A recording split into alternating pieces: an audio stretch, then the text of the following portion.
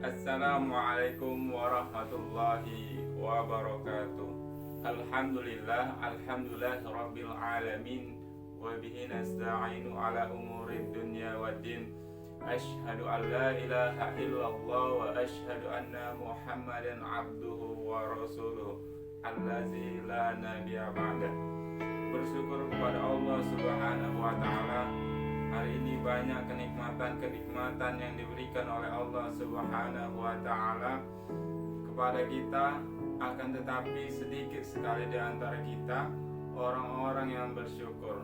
Bahkan Allah terangkan dalam Al-Qur'an dalam surat Ibrahim ayat 7, la in syakartum la azidannakum wa la in kafartum inna azabi lasyadid.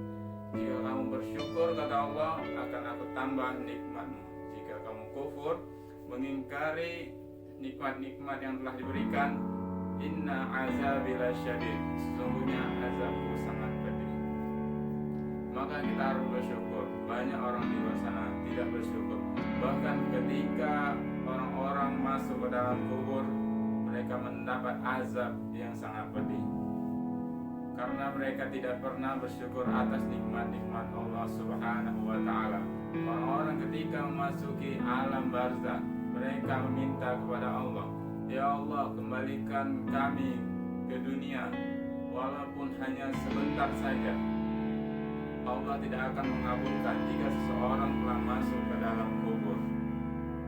Sebuah kisah pada peristiwa Isra Mi'raj Nabi Muhammad SAW, Nabi melihat seseorang yang sedang memukul kepalanya dengan batu. Ketika kepalanya dipukul dengan batu, hancur kepalanya, kemudian berserakan, kemudian dilakukan berulang-ulang. Dan Nabi bertanya kepada Jibril, wahai Jibril, siapakah ia? Ia adalah dia, salah satu di antara umatmu yang meninggalkan sholat. Banyak di antaranya siksa-siksa yang diberikan oleh Allah Subhanahu wa taala ketika orang-orang meninggalkan sholat. Sebuah kisah, suatu ketika Rasulullah berjalan bersama sahabat melewati salah seorang kubur ataupun pemakaman, dan Rasulullah mendengar sosok itu disiksa di dalam kuburnya.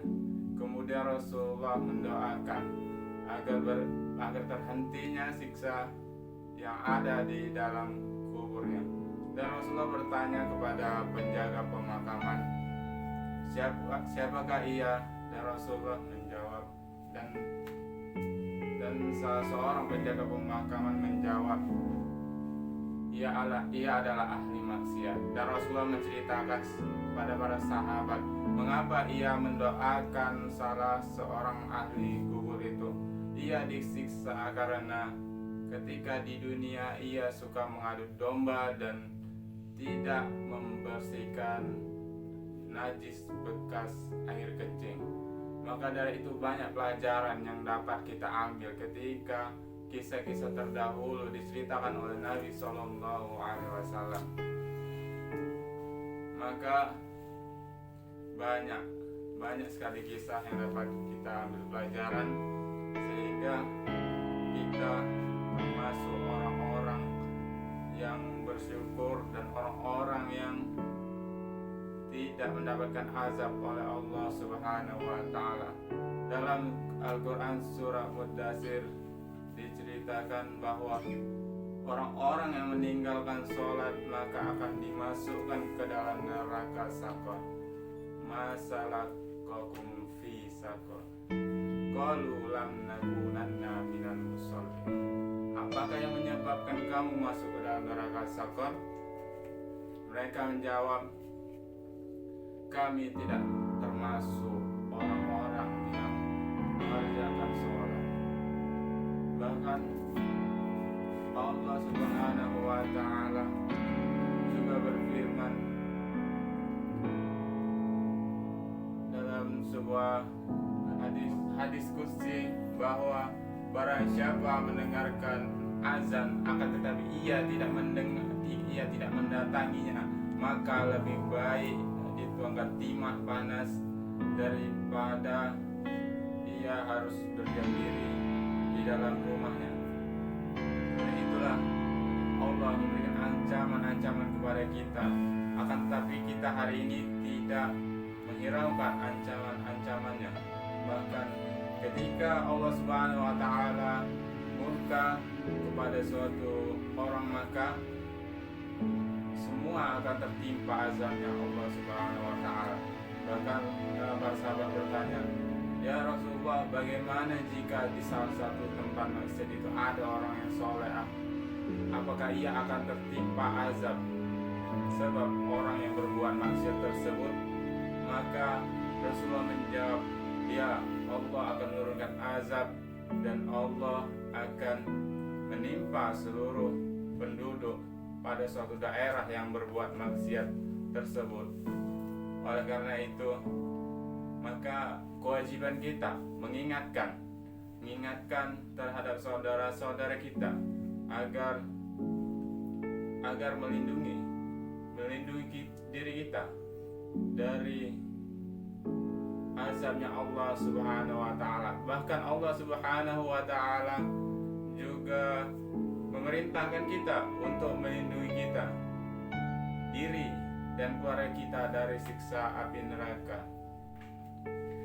Allah berfirman dalam surah At-Tahrim ayat ke-7, "Ya ayyuhallazina amanu qu anfusakum wa ahlikum nar."